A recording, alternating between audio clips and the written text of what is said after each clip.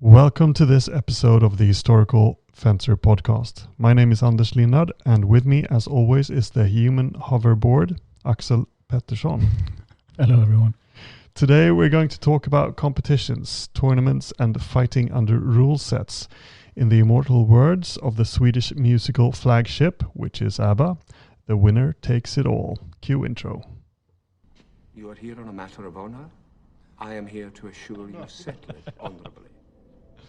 Junkritter Lehrer, Gottlieb haben, Frauen ja Herren, so next time. I see you handle your weapon well. I have been known to keep my tip up. Morning. Why don't you make it up like a couple of good fellows? Don't expect these. You ask for me tomorrow, and you shall find me a grave man. You ready, gentlemen?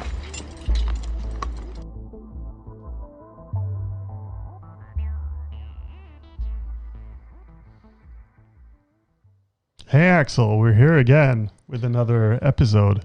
We are. How are you, Anders? I'm good. How are you?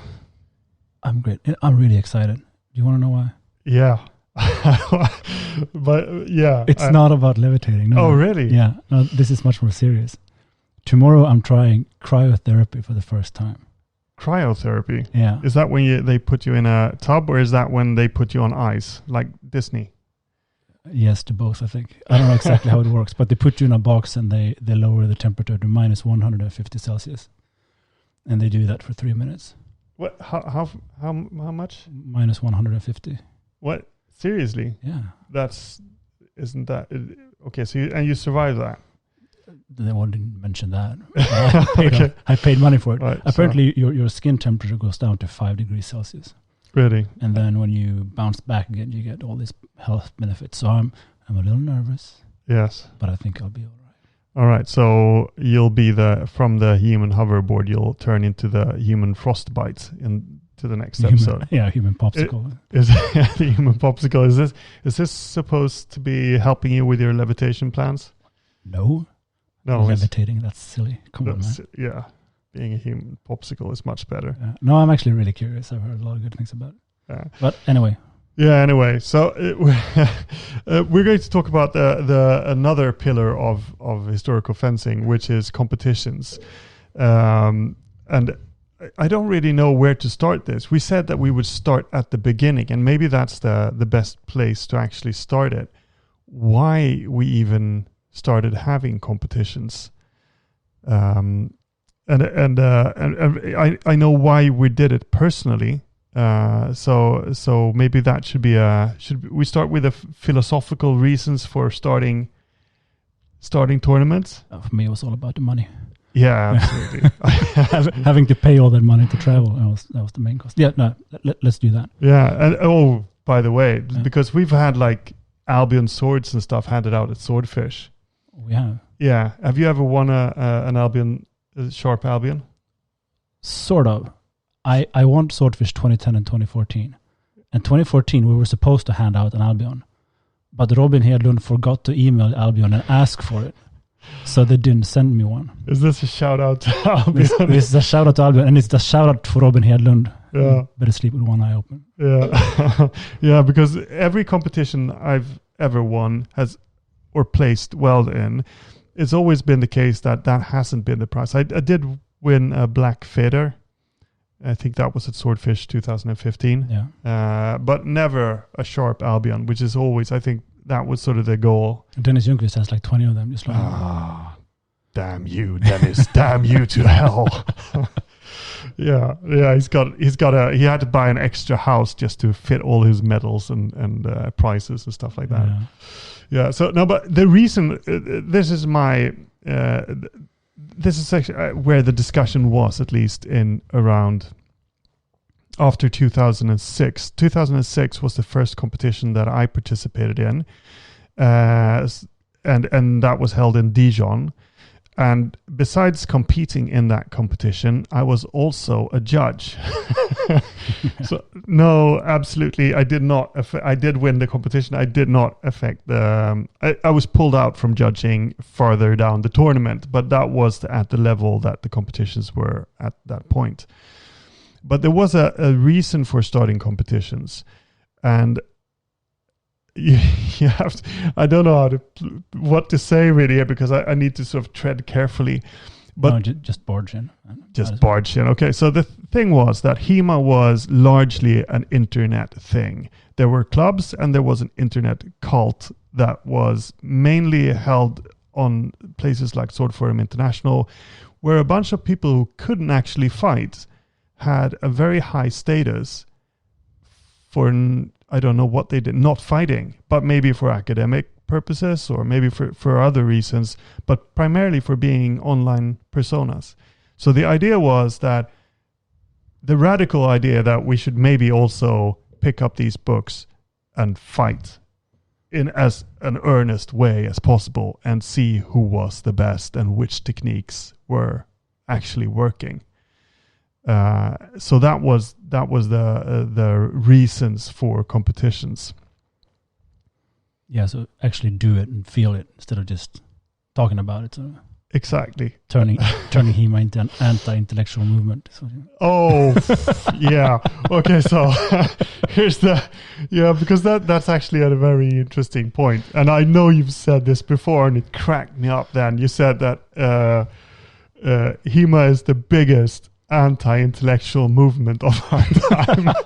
And now you said that in a conversation that we had a while back where we talked about the difference between knowledge and wisdom, where you can take the nerdy position on HEMA. And I'm sorry if I'm offending someone now, but the nerdy position on HEMA or on anything in life, it's a very academic position where you're gathering information, you're gathering details about a past history which no longer exists, and the more perfect your knowledge is about that period, the better it is. But that's a very sort of stale way of thinking about history. It's static collection of information rather, right?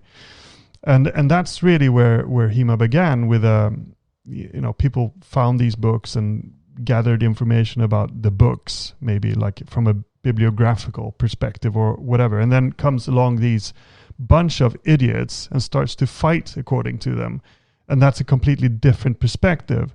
But the thing is that even if what you're doing when you're actually fighting isn't perfectly representing what's seen in the books, you have a lot better understanding of the books than the person with the perfect knowledge. And that's the difference between knowledge, which is something static, and wisdom, which is where you can sort of transcend that, and you can take that knowledge and use it in your everyday life. It's sort of a higher level, even if maybe your understanding isn't as good on an academic level. So I really agree with that. I think it's a very funny way of phrasing it, that it's the biggest anti-intellectual movement of our time, but it's true. It is. And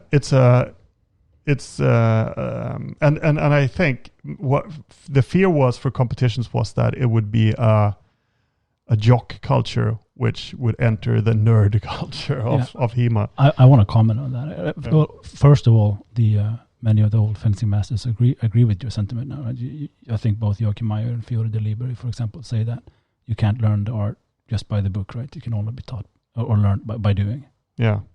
So that's the one thing. But with that trolling of the anti-intellectual movement done, I also want to defend the nerd attitude, because we all carry parts of it inside of us. I'm a huge nerd. Yeah, you definitely. Me maybe less so, but still.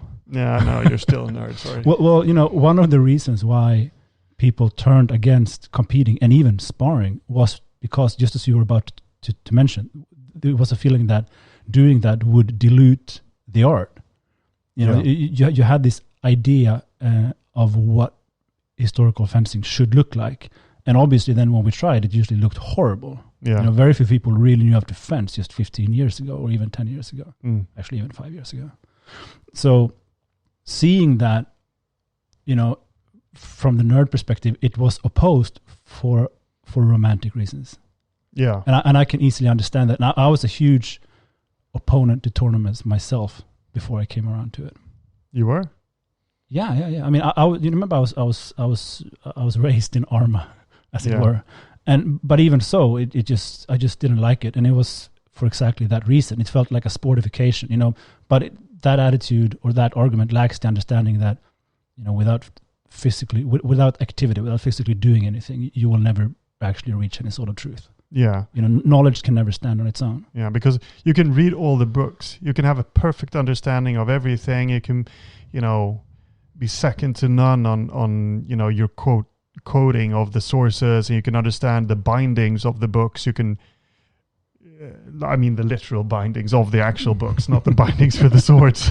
You can have a huge amount of information about it, but you'll never be a real fencer unless you fence.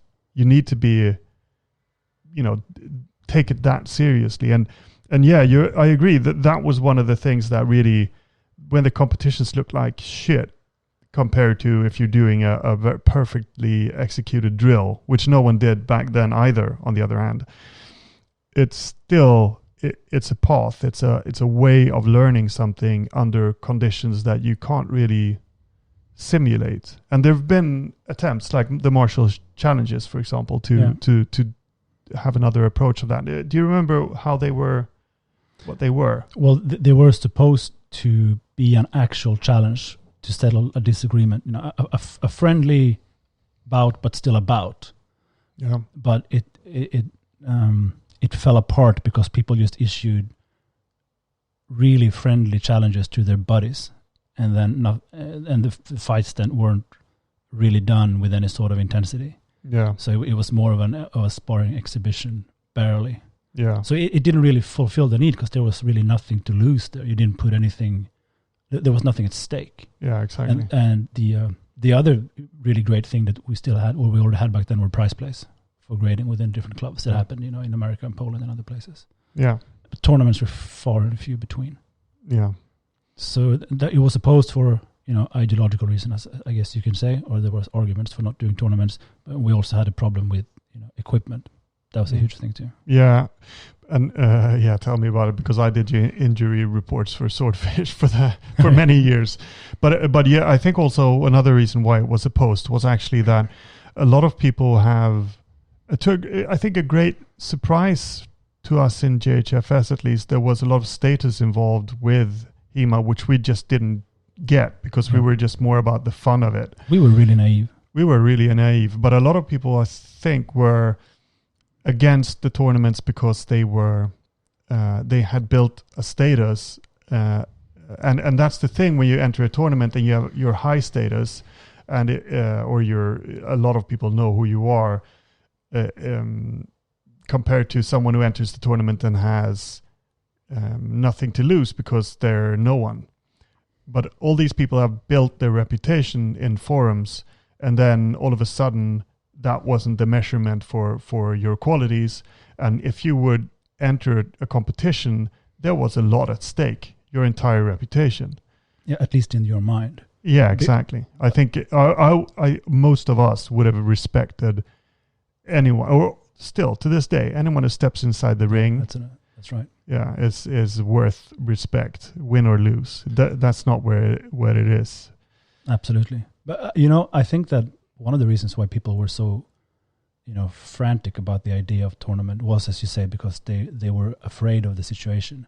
And, this is, how was it that MMA guy told you about the demographics of historical fencing versus MMA? What did he say? It's funny. He said, well, that was when I was in Fighter magazine, and he said, well, you seem to have the same problem with nerds as we have with criminals in MMA. I never really got that we were the ones who pulled the short straw.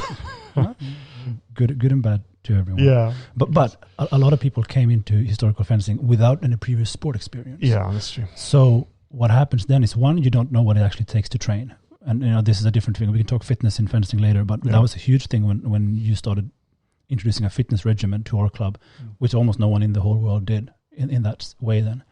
and HEMA was a very small world in that. But the other thing then is that if you have not competed in any sport, you have a skewed notion of what competition means, and you get completely stressed out by the idea of being up there and maybe losing because you're not used to losing. Yeah. But if you're used to losing, it's not a big deal. You don't put that much emphasis on it. No, exactly, and then that's the transformation part as well.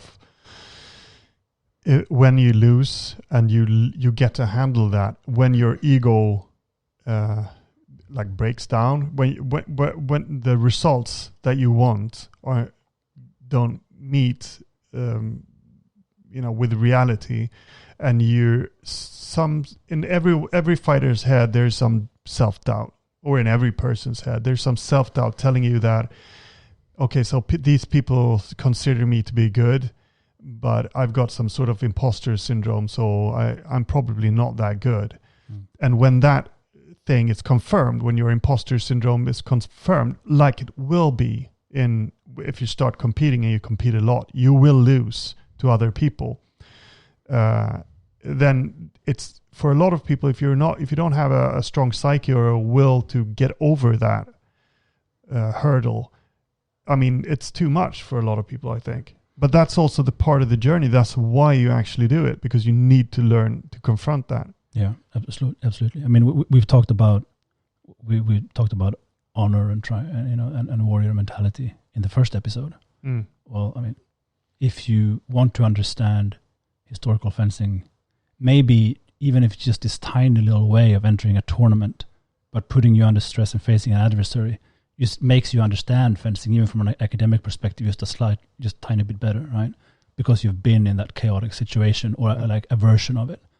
So from a purely academic point of view, you also want to enter a tournament and get some experience. Yeah, because the interpretations have been getting better and better of the material. Maybe there's less focus on the interpretations, but that's only natural as we progress. But I wanted to say that about because there are still a lot of instructors who've never competed, and for me, it just doesn't make any sense if you're an instructor. I understand why you don't do it for the logical reasons that we've just said, that you fear of losing your status or whatever. But it's such a detached way of approaching these arts when you're letting that sort of those base feelings get the better of you. I start to question if you're not into competing and it's not for health reasons or whatever reasons it is, why would you choose not to have that experience? Right. And why would you even go out and make excuses? Because a lot of people make excuses. That's even worse, man. They know when they're making excuses. Like I can't get how people would dedicate such a huge part of their lives to this, and then when they're old, they look back on it and they think to themselves, part of them, like, man, was I ever a fencer? Yeah. Will they sit there on their deathbed and think, wow, I'm really happy I didn't compete because my art is lethal. I would have killed everyone, and that would have been sad because I would have been in jail. And that was actually an argument.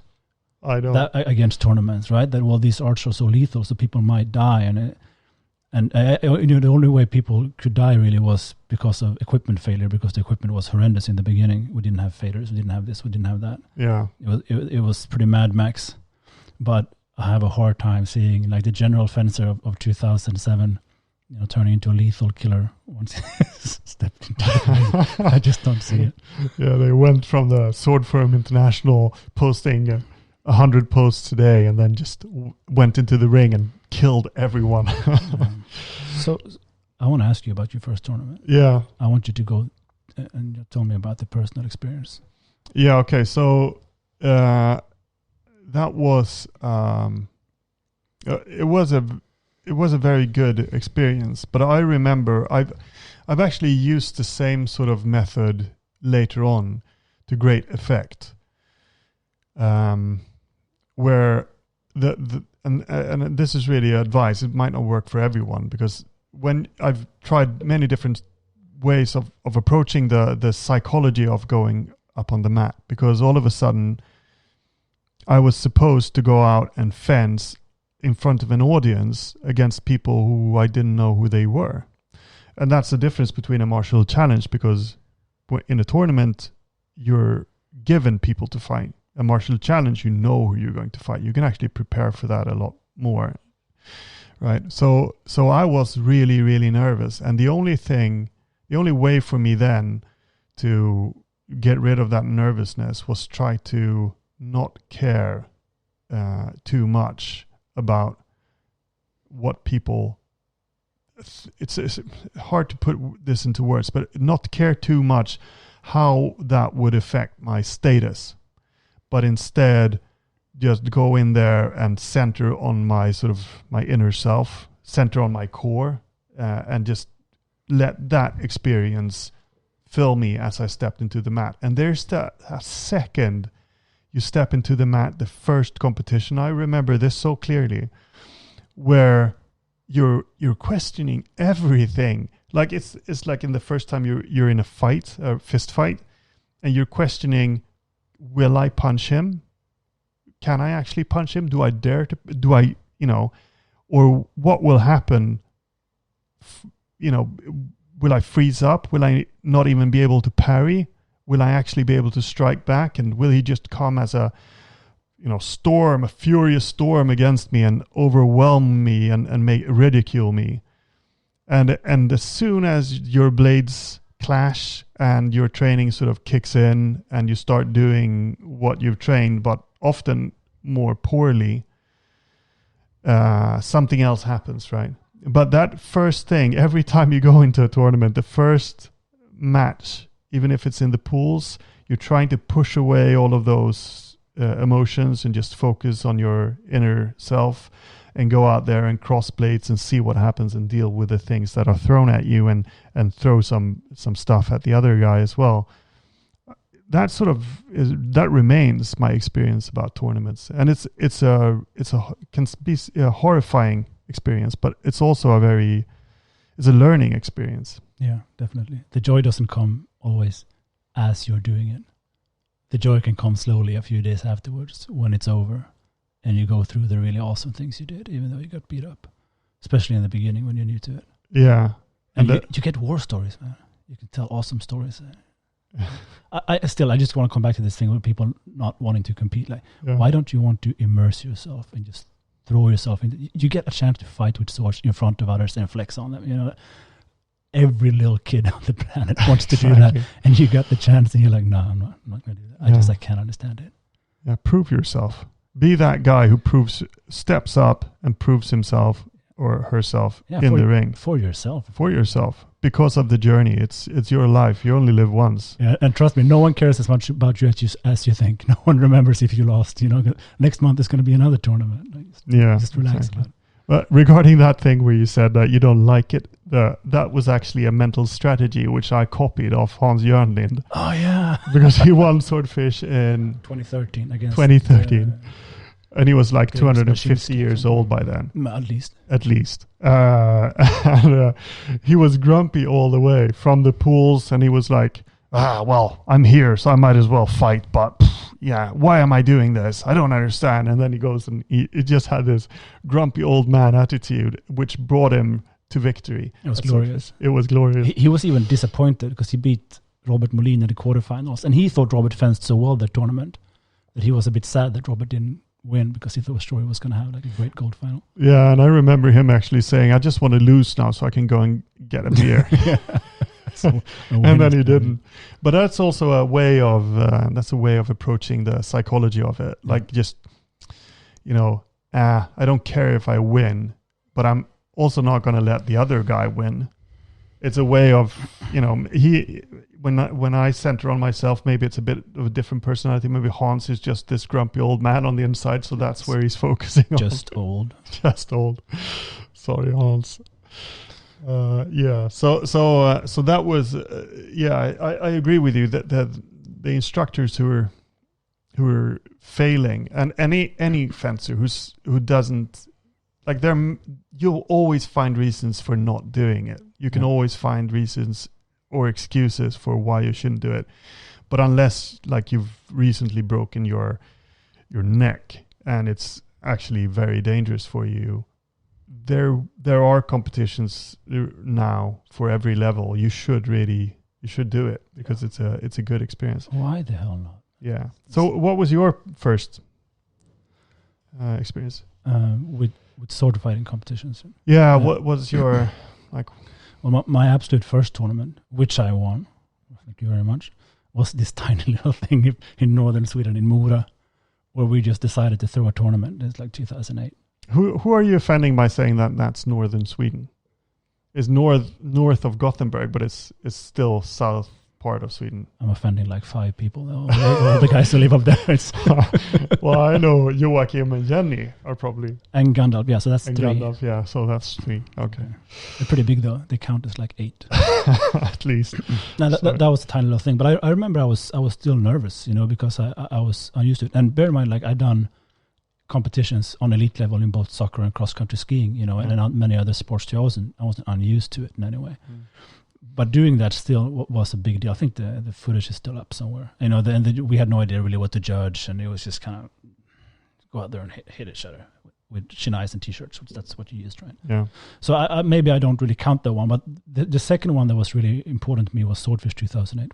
It was our first tournament, and we called it the Joachim Nilsson Memorial Tournament. Yeah, because there still do. There was a Swedish fencer called Joachim Nilsson, great guy, who tragically died in a car accident the same year. So I remember we had a Swordfish meeting during the summer, and I proposed this to the board that we should have a tournament, and they agreed. That was a huge thing because the opposition to tournaments, of course, was really big. And I fought 3 bouts, and I lost 1, I won 1, and 1 was a draw. But you know what?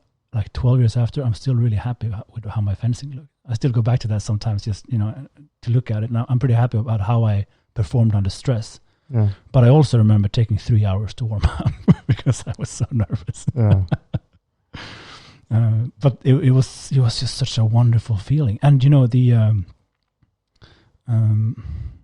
one thing that people might not think about, but that we thought about a lot in the early days, was not just us, but like, how do we build a community? How do we move the whole art forward, as it were? And that's always been a huge thing for me. Like, it feels like historical fencing was this precious thing that could just disappear at any moment unless we treated it right and nurtured it and took care of it. Okay, well, one really big thing is to get people to meet each other and fight. I mean, there's so much more to the tournament as a vehicle for the community than just the personal development of someone and testing skills. It got people together. And there's few things that builds respect and deep friendship as fighting each other. Yeah. Everyone can drink beers with each other and be buddies, but fighting someone, and then when you step off the mat, you feel the respect for someone else. Not only is that really useful, but that's also an acquired skill, comport yourself like that. I've seen so many people grow as persons from, steady participation in competition. And we knew that, and we wanted to have that for the community. Right? Yeah. And that really brings us to another thing that I felt that we should cover in this talk, and that's the culture of competitions, because that's not a given. Like, this is something that you, me, and Scott Hellroth sat down and had a lot of discussions around. What's the culture of the competitions that we want to see? Because there's a huge difference if you look at other sports. You just compare Brazilian Jiu-Jitsu and MMA, or compare tennis to MMA or UFC, and compare sumo wrestling, which is something which I know Scott has compared HEMA to a lot, like how they approach their culture, etc. And there's a difference between tennis and football. If you look at the people watching, the audience, like, is there silence or are people applauding? And there's also historical precedents for this as well. Yeah. Like, you should shut up when people are fencing, but should we in our modern culture, do we want to have more people cheering on? So we really experimented with this because we have the Swordfish tournaments, which is the big vehicle for competitive historical fencing. There were so many things we could try out, and in the early days, 8, 9, 10, we discussed this in a previous episode. But we talked about the knowledge that we weren't really that good enough to call ourselves swordsmen yet, compared to how good other martial artists were at what they did. Yeah. And that it was really awkward to be praised for something that you weren't really proud of. But we also knew, like, it's going to take a few years, but if we work hard, we're going to get there. Yeah. So in order to toughen ourselves up a little bit, we had the MMA kind of UFC mentality, and a lot of that is because of Scott Hellroth, because he's such a big Joe Rogan fan and UFC fan. Well, if we get him on this podcast, then we'll probably beat Joe Rogan. Because Scott is much funnier. Scott is much funnier. Even when he's sober, he's still funnier. And he wasn't back then. So he did, really loudmouth introductions that we took from boxing and UFC, and it was really rowdy. We wanted a brawl in the ring, and there was a lot of that mentality that we tested out because we wanted a tougher environment, to allow people to grow. Yeah. But we ended up reaching the end of that, what we could use or what we can gain from that attitude or that way of development, I suppose. Yeah. And we turned to a more classical, a little bit more subdued approach. Yeah, and I remember, I think one of the times when I saw that you sort of reacted to it, what it was, because it was such we were copying so much of the culture of some other sport. And I know that, I think it was Matt Gallas who he called you, I'm going to call you A-Dog or something like that. So and ridiculous. you were like, I'm Swedish. A-Dog doesn't, it just sounds weird. So please don't. It was so retarded. It was, yeah, sorry, Matt. But it was. And I think that was also, he said that at a time when we were sort of shifting. We'd tried one thing out and we wanted to see if maybe we should shift focus towards something which felt more in touch with historical culture and fencing culture, specifically fencing culture, and where we wanted to go with that. And we started dressing the judges up in more strict clothing, because we wanted that office to have some respect and respectability with it. And all of these things were controversial. Like every step of the way was controversial. We were always fighting with someone over something. Yeah, but we could have called it sky blue and they would have said no. At Yeah. that point, it didn't matter because some people are just like that. But the judge's dress was also very practical. Yeah. Because as a referee, when you quickly have to scan around to see the calls, if the judge is dressed just the same as the people in the background, it can be harder. But with the white suit, they stood out. And another thing we noticed, since we got so much data points from every Swordfish, was that fighters and coaches and people in general tended to mess less with the judges when they were in a uniform. Yeah. It just gave them more of an authority. Yeah. And then it was the same reason why we encouraged people to shout and be loud like soccer hooligans in the audience stand.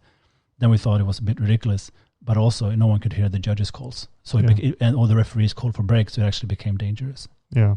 And some fighters just couldn't handle it because maybe they were immature, just got riled up, and the fighting got out of hand. Mm.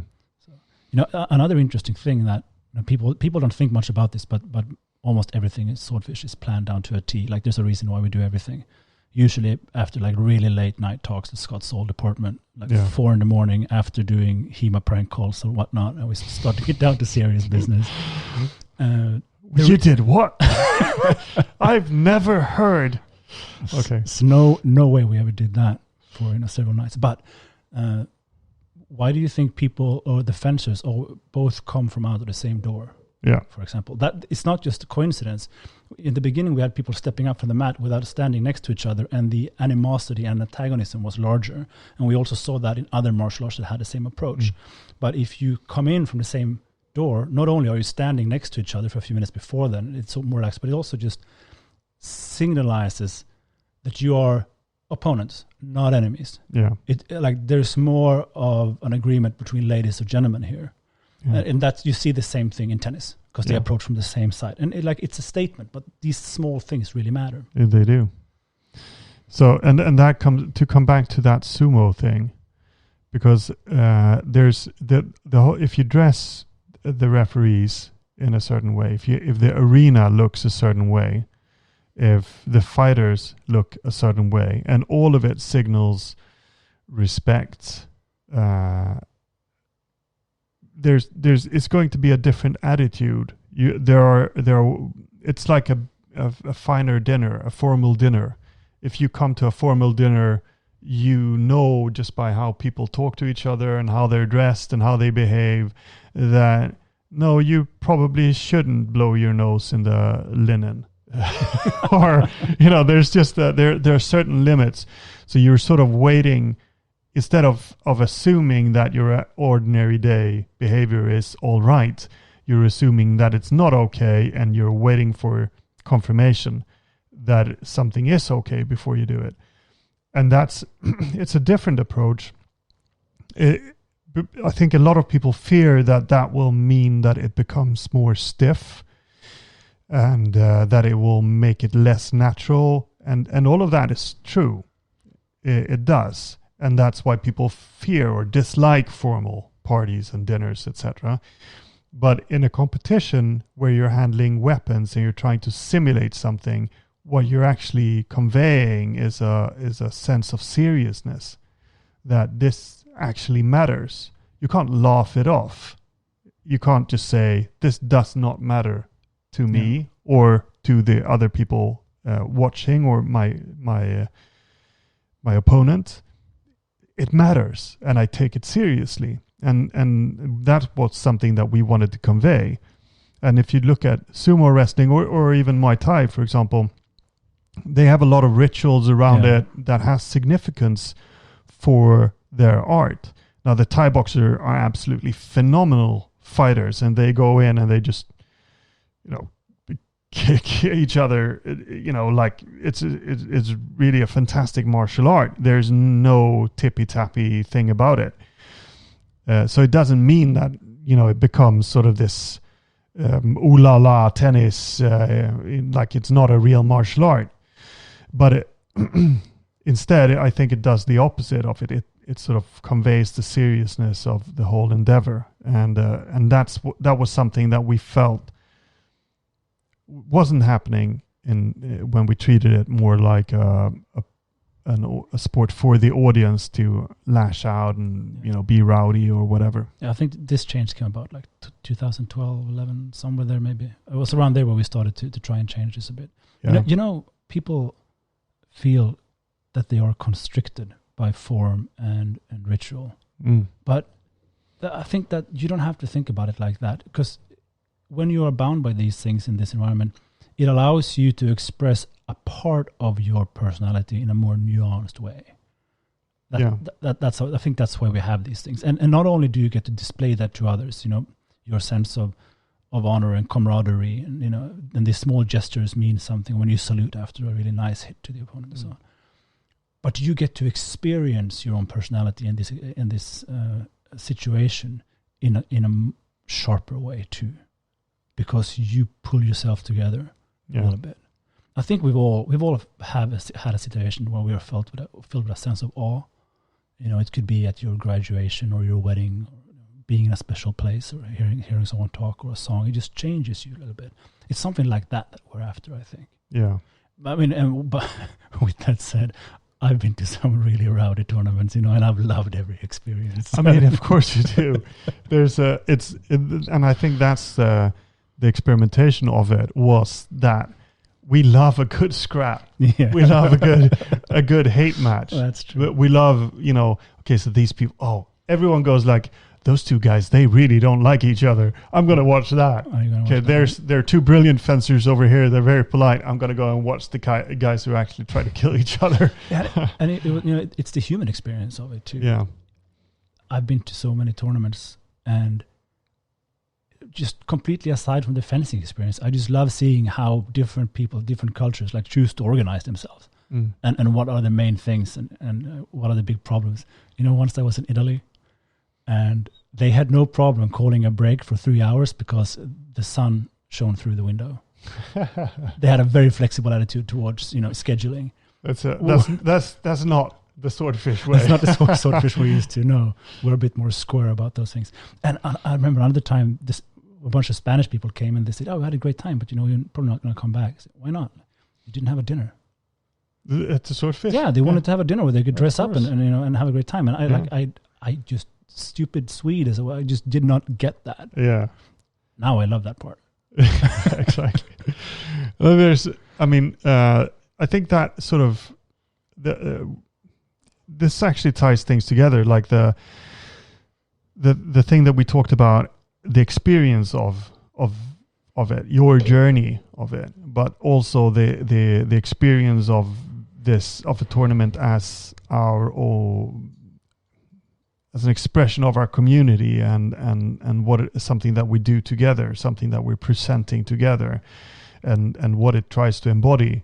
I think that also that's why you get so pissed off, or at least I do, and I get a bit angry with people who sort of whine about points. And it's important. The points are important, right? But that's the sporty aspect of it. When it becomes too sporty and it's too much about, I lost that point because of that poor judging or whatever. And you want to see the competition more as an experience, and that there is an opposition there about the critique of the sportification of it is actually valid from that perspective. I feel that you know what? Okay, maybe I did lose that point unfairly, but I was here and I fought, and he fought well, and I could have fought better and more clearly, and there wouldn't have been a judge's error in that regard. Yeah. It just feels a little bit base. I think so. I think that some of the times where I've been most embarrassed about my own behavior during tournaments is when I've been bitching about points. Like those moments kind of stick with me. When I bitched out. I dropped character, and I always feel bad about that. And that's good. That's actually a good thing. Yeah, because you should feel better. Yeah, but it teaches me to recognize when I'm in a good character, when not. I use that everyday life. Yeah, I can tell right away when I'm bitching out, even if it's a completely different situation, because I've had that experience. Yeah. Can I tell a story? Yeah, please. Is it about someone who bitched? Because I want to hear bitches. It's about you, so sort of.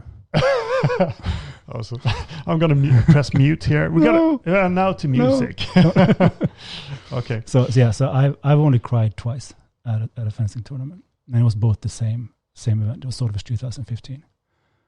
And the first time I cried, or the one time I cried, was when T-School proposed to Anina Rukkonen on the mat. And I knew because I had held the ring for him the whole time, because I was managing the live stream. I was competing also, but I was doing the live stream. And I gave him the ring, and I cried like I wouldn't believe it. But the other time I cried, guys, was when I was in Anders' corner for the longsword final in 2015. Bear in mind, Anders is not a really good fencer. He's never won Swordfish up until that point. No, exactly. And many shit, really. And I had won it twice, and Dennis had won it twice, and Hans had won it. And Anders is one of the best fencers in the world, and he's put so much heart into Swordfish. You have no idea how hard he's worked for you guys. He's done all the injury reports, he's done all the planning, he had the vision. Tutti. And then he fights his way all the way to the final, and he faces Dennis Ljungqvist.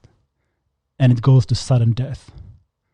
And Anders hits the man in the head. And the referee, Christopher Holm, calls a break, and then he goes out to greet Anders and congratulate him. And you, if you look at the live stream, just go for Swordfish 2015 live stream, and you can see this. I think someone even broke it out and made it his own video that has like a quadrillion views. Anders goes up, and I was in his corner, I didn't understand what was happening. But he starts arguing, and he points at Dennis, and I thought, is he bragging? No, that's not Anders. You have no idea. Anders gave that point away because the hit was too light, in his own opinion. Everyone else thought it was a decent hit. The judges, the audience, the referee, Dennis. I definitely thought you cleft him in half. But you thought it was a scratch. I did. I only scratched his mask, actually. It was too weak. I felt that was... I didn't want to win like that. Dennis was already so ugly that the score wouldn't have mattered. He's a beautiful man. He's a very handsome guy. He's a handsome guy. Yeah. So Anders gave that point away. And I remember Scott Hellroth and Matt, who they don't know how to shut up. But they both just fell silent. The two commentators, the voices of Swordfish, they just fell silent. And then one of them just goes like, oh man, the guy who wanted to win this tournament more than anyone else, and he gave it away. I'm almost crying when I talk about it now. So then Christopher Holm had to reset that last exchange, and he just whacked him in the head again and took hold the whole thing and won. Swordfish Gold 2015. Like first you showed what a man you are, and how you should behave, and then you just slammed it anyway and won. Okay, are we done embarrassing me? No, because if you go out and you compete, you can do that. Like you can have that amazing experience that makes people look at you and go, "Damn!" Like maybe he didn't win, or maybe this and this, but he really did something awesome in that moment. Yeah, anyone can be that person. Yeah, I mean, for me, 2015 was a special year for me. I had come to a lot of understandings about myself and where I wanted to go and how I wanted to do things. Things that I've been, tearing at my soul really at that point. And competitions were a huge part of that. And I was still conflicted in 2015 about competitions, feeling, sportiness and all of that. Because we're talking about this as if, we always knew or whatever, and we planned everything. But the fact is that this was also an inner struggle. We felt, both ways about competitions. Yeah. Like, are they too sporty? Do we want to go down that route? Are they this or that? And should they be UFC or tennis or whatever?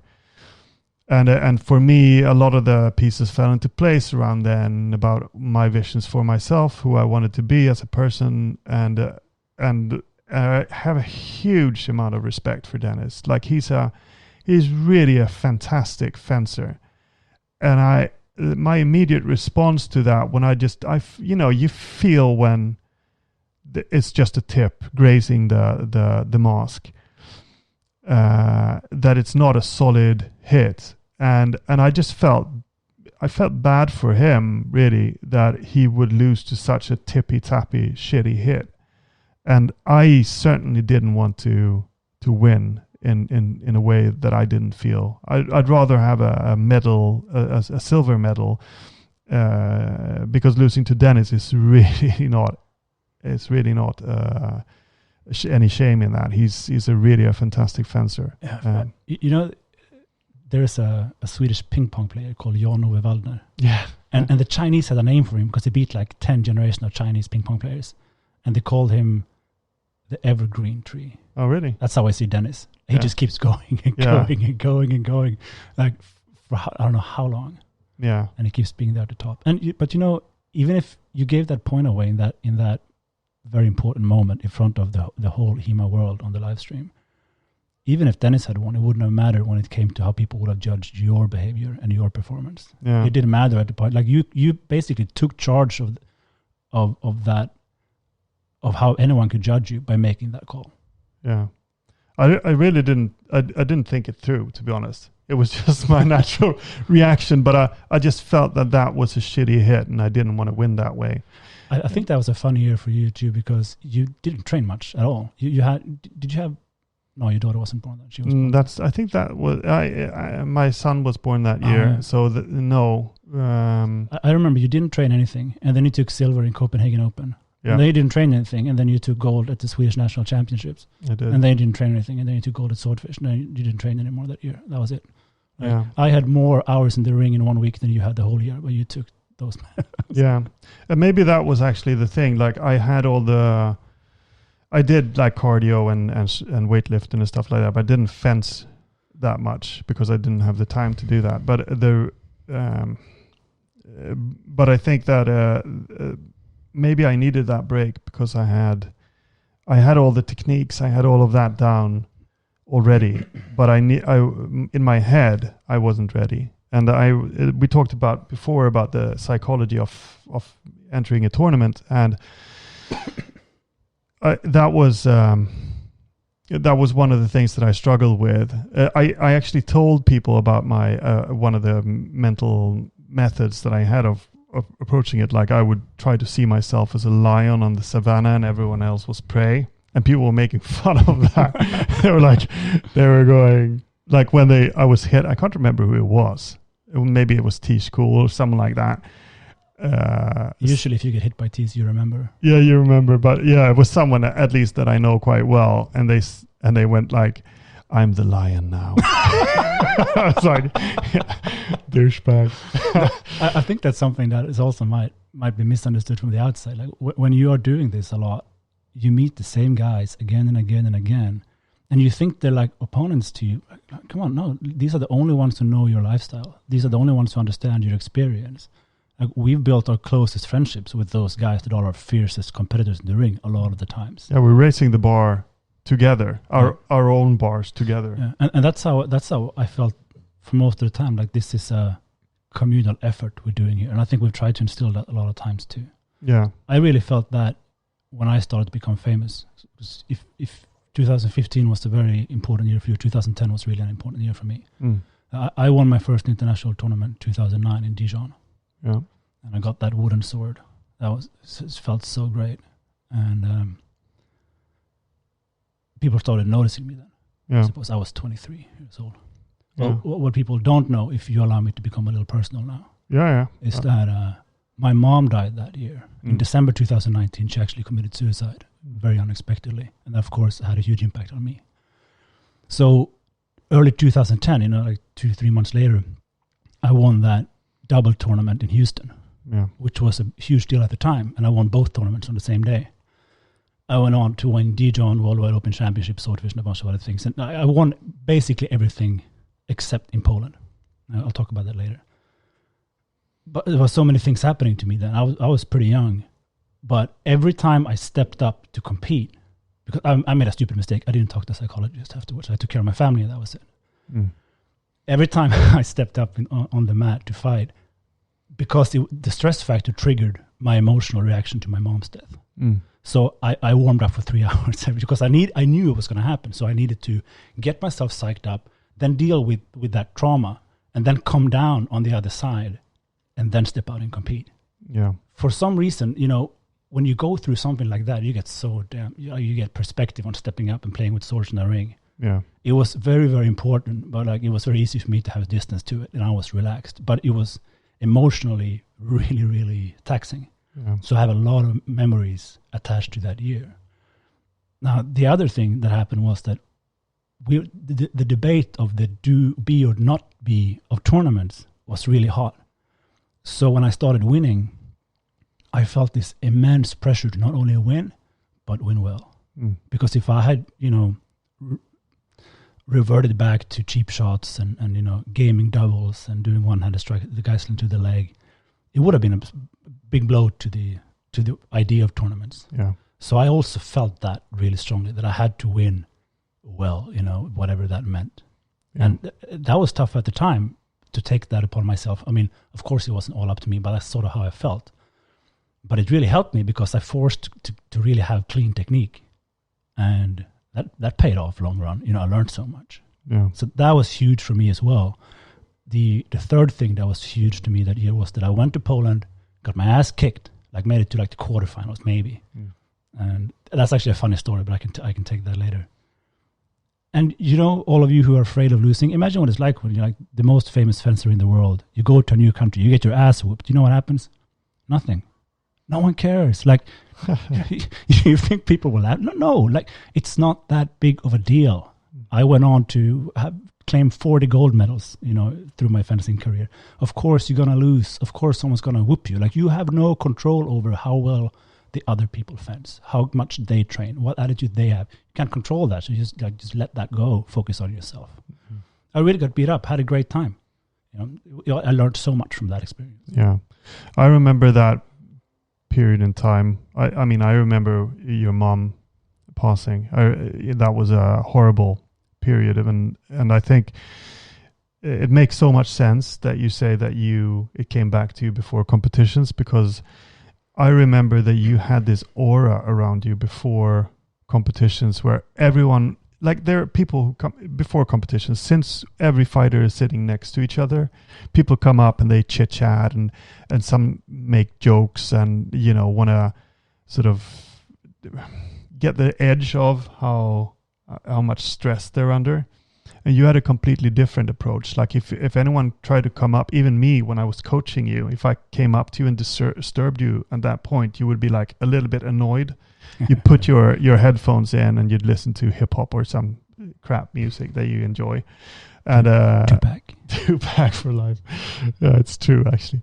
That's the sad part of it.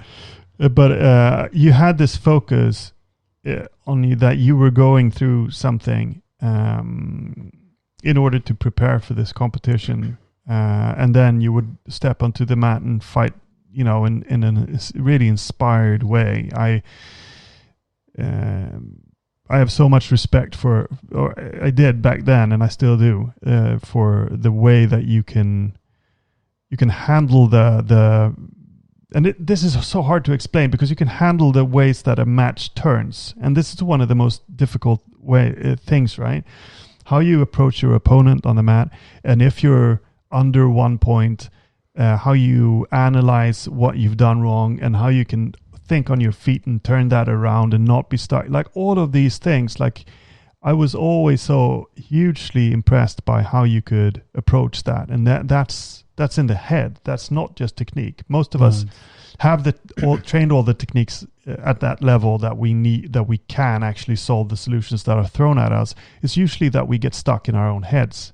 Yeah, absolutely. I can tell you about how I approach that. Oh, please do. Yeah. But can I mute you now so that only I can hear, so that I can go ahead and win 40 gold medals? Go ahead. You usually don't have a problem with this, but there are a few things. The one is to keep training technical variety. Someone eventually will always figure out your tricks. Dennis is a great example. Bless him, but in the beginning of his career, he had a very simple game. People figured it out, and he struggled, and then he came back because he diversified. Because he's got such a strong, fighting spirit. Have you coached him? His eyes turn black, and he has really blue eyes. Yeah, he really goes into berserker mode. He told me he didn't even remember his 2012 final against Rory van Noort. But anyway, one thing that I learned, of course, was that how to say this. I mean, because it's a little private, but the circumstances around my mother's death taught me to never put too much value or identify myself too much with things that are not in my control and things that are, at the end of the day, not super important. It teaches you commitment and detachment at the same time. So how that translated into fencing was that I was able to be completely committed to be performing and just knowing and visualizing that I was going to win. Yeah. And if I didn't, it was fine, and I could just drop it relatively soon or go into analyzing mode, because I did not. Also, I learned how to shut other things out, and this is a struggle, and it's not. I haven't perfected it, but from that experience with my family, I learned not to let other people's opinions of me dictate what I felt and what I thought and how I should act, because it leads you down a destructive path. You can't control it anyway. Just let it go. Yeah. And the last thing was that I never ever want to sleepwalk through life. Yeah. Because one thing that I see so many people do when they feel pressure and they make some sort of calculation in their head and they're losing on points and time is running out, they say, they don't phrase it this way, but this is what they do. They stop trying to win and they start trying to lose with grace. Yeah. And you can see it right away. They just want the time to run out and they don't want to look too bad. Yeah. Because they think it's too much of an effort to try to overcome this obstacle. I never have this problem ever. Because I like stepping up and fighting in a sword fight. It's such a magical thing to be allowed to do in your lifetime. Yeah. Those few moments, I'm gonna just live with them to its fullest. So I always go down fighting, always. And so many times it's enough that you just manifest that energy on the other guy. Okay, here comes the hippie talk again. But if you just give that energy out, then you're in that phase where you beat the other guy without striking a blow. Yeah. Now you're actually starting to reach those truths. Yeah. It starts with believing it yourself. Sometimes you have to pretend to be the person you want to be before you can become it. The lion on the slab. Something like that. Sometimes you have these kind of experiences that allows you to just kind of get there. Something like that I had. And then experience will always reinforce this. Yeah. So don't stop competing. Just keep on doing it. This is something my cross-country skiing coach told me when I was a kid. And I had my first competition. I was 9 years old, and I finished last or second to last, and I was crying, "Oh, this sucks." And she laughed at me, and I got a little bit annoyed. But she said, "You just started. You're not supposed to be good now. You're supposed to be good in 3 years. No one cares what you do now. You're here to learn. Just try it out. And that's the attitude. Yeah. There's actually because what we're talking about now is how tournaments and fighting has been an outlet for our growth as people. Like like the death of your mother is, of course, on a completely different level, and we go through these highs that are transformative, like having kids, starting a family, or whatever that is. Our careers, maybe getting accomplished in our careers, that can help us, but also these tragedies that help us grow. But I think there's a piece of the puzzle in life for us, that we're making tournaments about something more, fighting with swords about something more, which is a piece of that puzzle where you can take that knowledge, again, not knowledge then, it's more like wisdom, to tie back to what we started this conversation, but like it becomes a way of following a path, and it becomes a part of you growing as a person. And again, that's why it gets so, when people argue about points, or it just feels not quite. You're missing the bigger point. It's petty. Yeah, it's petty. And that's why I wanted to say that. Like, there's been psychological tests. Now I'm probably off again about exactly how they were performed, but I don't care. But basically, like, they had two groups of people, and they did the same test, and they told one group of people that they were really talented and really gifted, and they were much better than everyone else. And the other group, they told them that they were hard workers and they had this grit, and the people who were told that they were so talented, they gave up sooner. And they also complained about the test not being, correct, or that it was boring, and they didn't enjoy themselves. The people who were told that they were very hard workers and that they had grit and discipline, they did much better in the test, but they also had more fun doing it, because Nice. they weren't supposed to be prodigies. They were supposed to work. And that's where their self-esteem came from. Yeah. So I think that's also a part of what you're saying there, with you're not supposed to win every tournament. You're not supposed to win every fight. It's a lesson that when you're losing, it's a lesson for you, and it's what you take away from that, which is really, really important. Absolutely. This is a very common phenomenon. You see it in other martial arts, but I've seen it a lot of times in historical fencing too. Someone comes up, they win a few bouts, so they feel great, and then someone hypes them, their instructor or someone else, and they get a really, their ego gets blown out of proportion. Yeah. And it helps them to win that one tournament. Yeah. And then they strut around like they're all that, and then they never win anything again, and they quit.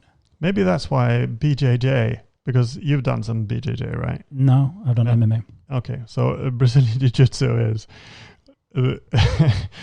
there's just not... you can be big and strong, but if you're fighting, even a white belt, but if it's a blue belt, you are going to lose. You're going to lose. It doesn't matter that you're stronger than the other guy. You're going to lose every single bout for 2 years, basically. You're going to get choked out, get an arm lock, all of that. Like, that's just going to happen.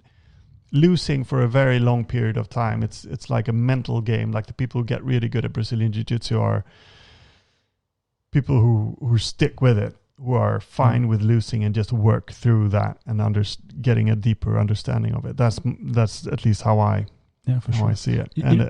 No, go on. No, I mean that's really something that you can pick up from another sport and just look at it, and that's a good mental approach to training. In which other activity are you supposed to just give up because you hit a hard turn?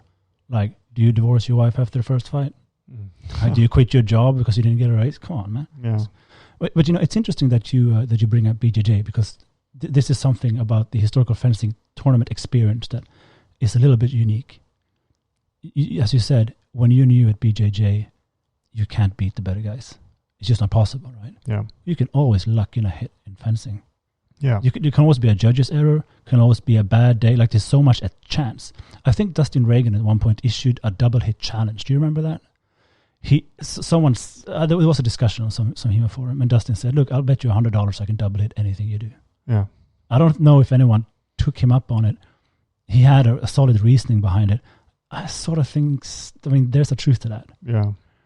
All other things being equal, you can always just choose to hit him in the leg and eat that hit to the head. Yeah. So when you step up and compete, look, there's so much chance involved, and what you just want to minimize those.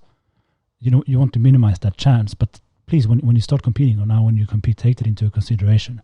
A lot of things are outside of your control. Yeah. Again, focus on what you can do. But that also brings don't us... be upset about the rest. Yeah, because that also brings us back to... Okay, so we haven't really discussed the rule sets and how we shape rules, because it's not... Okay, so maybe it's not that of an interesting discussion. We can save that for a different podcast. We can really nerd in on that. But if we can't make rules that are perfect, we can at least have a culture which promotes certain behaviors and doesn't promote other types of behaviors. Because, we've had like judges at Swordfish that have behaved atrociously. Yeah. There are some horrible examples of that. Horrible examples. Like and part of that is because assholes are assholes. But part of it is also that they don't understand the culture that we're trying to promote. Like there are, I can't say anything without going into details and sort of reveal who I might be talking about. But there, certain people will never get it, and they will always be in that sort of ego bubble where they don't see the bigger picture. And we can't fix that with rules, but we can fix that with culture to a degree. By, when people step out of line, they get told that they step out of line by their friends, by the people around them, all of that. Yeah. It's their inner insecurities that makes them makes them lash out or be frail like this. Yeah. It's pretty obvious. Being a judge or referee is really stressful. Yeah, it is. You're used to it. It's stressful, but also some people see it as a hierarchical way of promoting themselves and be able to push other people around. I'm holding the big stick, therefore you have to listen to me, even though I have no idea what I'm doing. Shut up, that sort of thing, where they're not treating the fighters as the main people, because that's really the case, right? The fighters are doing the journey that we're talking about here. And the fencers are also relying on the referee for their safety and for instruction. If the referee is getting out of control, how do you think the fencers are going to react? Good point. Come on. Yeah. So yeah, that was just one example of why the importance of culture, but also for fencers then, like if Axel does something which I'm not proud of, I will tell him, and because it's I can't remember a single instance when that has happened. Oh, I can tell you one. Okay, you weren't there, but so I didn't actually. No, it was your voice in your head. Well, it wasn't you, but at Long Point 2015, I was really upset with the judge's call. It was that made me miss the gold fight for longsword, and I had already won 2 tournaments, and I was hunting that 3 gold in a day thing. So I eyeballed one of the judges. And Jake Norwood checked me afterwards. Okay, good. And just put me in my place. And I'm really grateful for that. And I was really ashamed afterwards. It's perfect by him. And I mean that can be done in so many different ways, and depending on who you are and who your friend is and what personality they have. Jake has a fantastic way of putting people in their place. So intimidating. Yeah, but it needs to happen. We need to have that culture, but we also need to have a culture which is then understood by people in general of how to behave and so on. And that goes for the audience that is watching, that they don't boo fighters because the fighters are in the ring. They've already accomplished more than the people sitting in the stands because they're standing in the ring. They're there for that reason. or referees and judges, they have respect, and you respect that office that they have, of course. Always respect that office. But they also have a responsibility to really care for the fighters and make sure that the fighters' experience is in focus during the competitions. So that sort of, I don't know, is it tennis? Is it MMA? No, it's neither. It's historical fencing, right? Yeah. But we still haven't really figured out exactly what that culture should be like, because there are so many bits and pieces that goes into it. Yeah, what you said now I think is really important. We've talked about goals earlier with what we do. You know, defining our own identity as historical fencing is such a huge part of this. When it comes to aesthetics, when it comes to how we view ourselves, all of these things, of course, also tie into tournament behavior and rule sets and so on. Yeah. You know, I strongly believe that a lot of the mistakes that are made in a competitive setting comes down to flawed expectations or faulty expectations. For example, you know, but are also idiots. Yeah. Well, should we go into the idiots? No, please. Continue. We can talk about the idiots after we've. Speaking about that, if you're an idiot, fencing helps against Alzheimer's. Maybe that's something for you now that you're 40, 11, 4012. 44. Thank you very much. I'll turn 45 in a month. Well, anyway, flawed expectations, right? Yeah. The idea of the perfect fight kept many people away from wanting tournaments. Yeah, because they had this notion of what it would look like.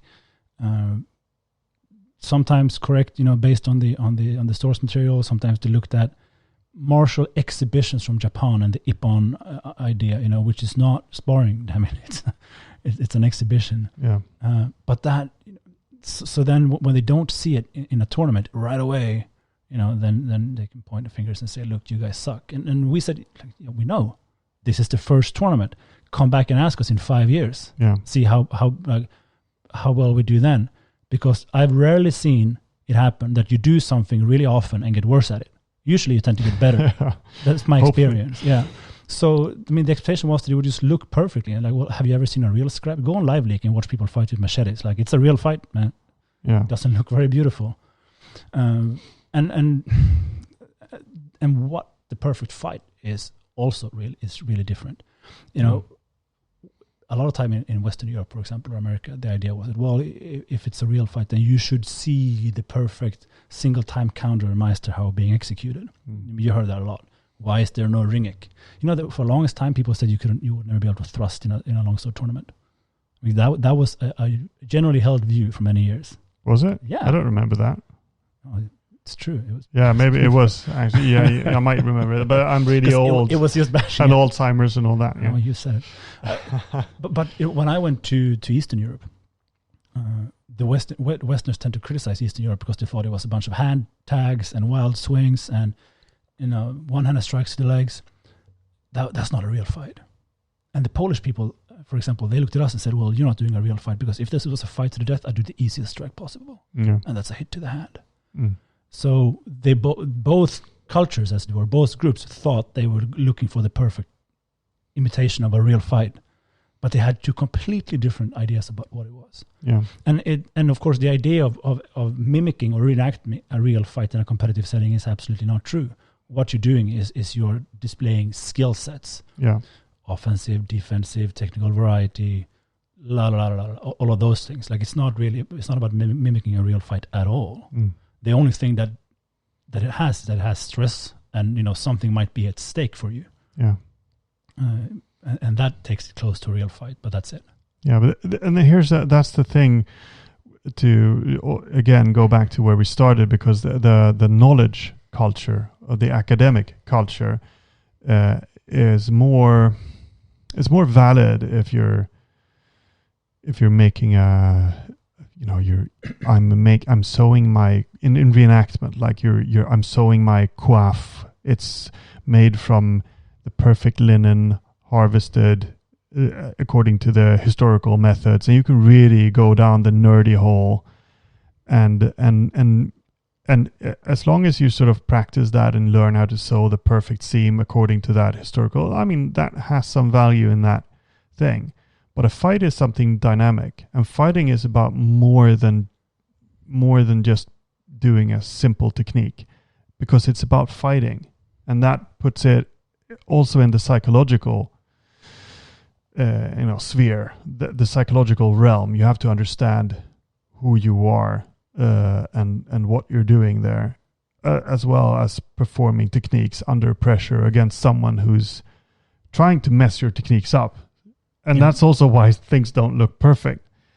And your ability is to adapt to that situation and perform techniques regardless of your opponent is really what fighting is about. And that makes it a different beast, and a more interesting beast, because it actually teaches us something which is very applicable. And to me, at least, this is how we view it. It's more interesting because it's more applicable to other parts of life, because you get to face fears.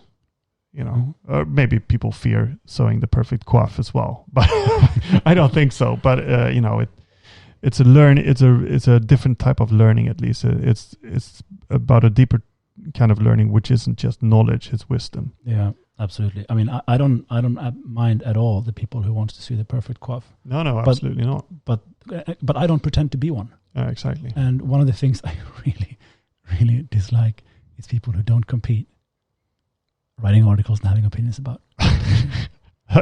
Why are they? What? No, they're my favorite people.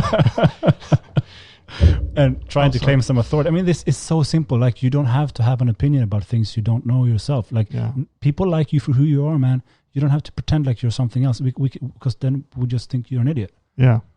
Try to be real with yourself. But it's frustrating. And sometimes the opinions can be valid, but then it's usually because like the perspective is irrelevant, or because they just repeat something that everybody already knows.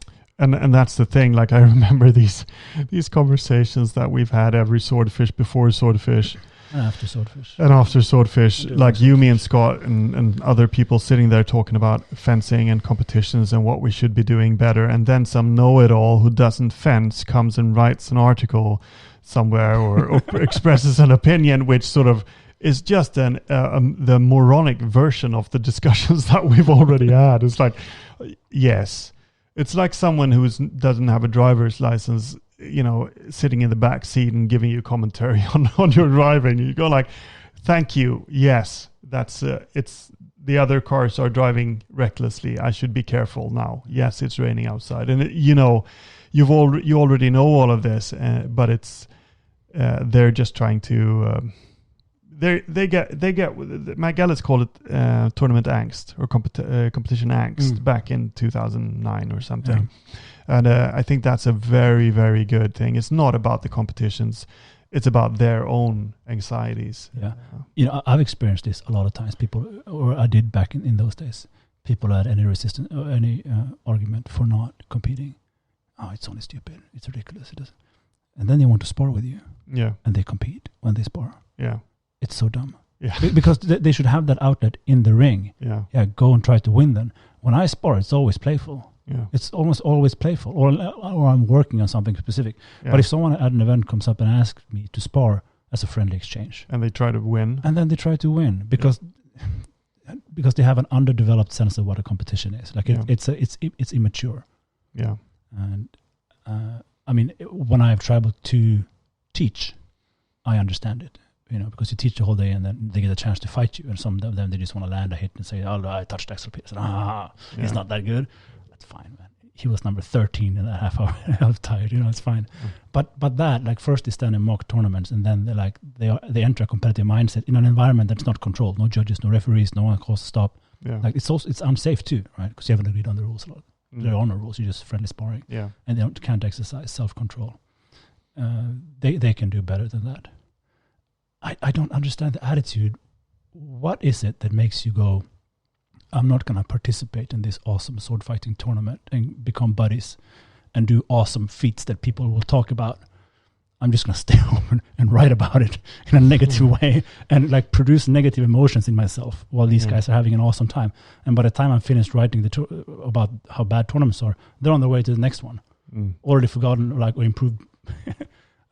Well, what makes you choose sitting at home? No, it's dumb. When you put it like that, it's dumb. And there's a psychology behind it. And I can't say for sure that this is every single one of them, but I think that it's true what we said before, that a lot of them actually fear being proven that they suck, and that's also why they try to win in the sparring, because if they lose in the sparring bout, then that voice is also proven right. Like they actually, it's just insecurity. That's what it is. But it's always the coolest persons are with the best confidence are always cool and secure, even when they're losing and even when they're exposed. Yeah, we need a little more of a surf dude mentality. Surf dude. A little bit more relaxed. I don't know, the surf bro, surf dude. I'm not a surfer, but they seem very they relaxed. Seem relaxed. Yeah, I like that. Yeah. I don't know what to say about that. Are you promoting drug culture now? I wish I could have long hair. Long hair. I wish I could fence in just Hawaii shorts. Yeah. That'd be nice. Yeah, but the BJJ guys have that. They always like these sloppy guys with the shorts and sandals, and they can break you in 2 million pieces in half a second. We do that too, but usually when we're drunk. It's not a great idea. Yeah. No, I mean, I think this is we're still searching for what that. I mean, I want to see more.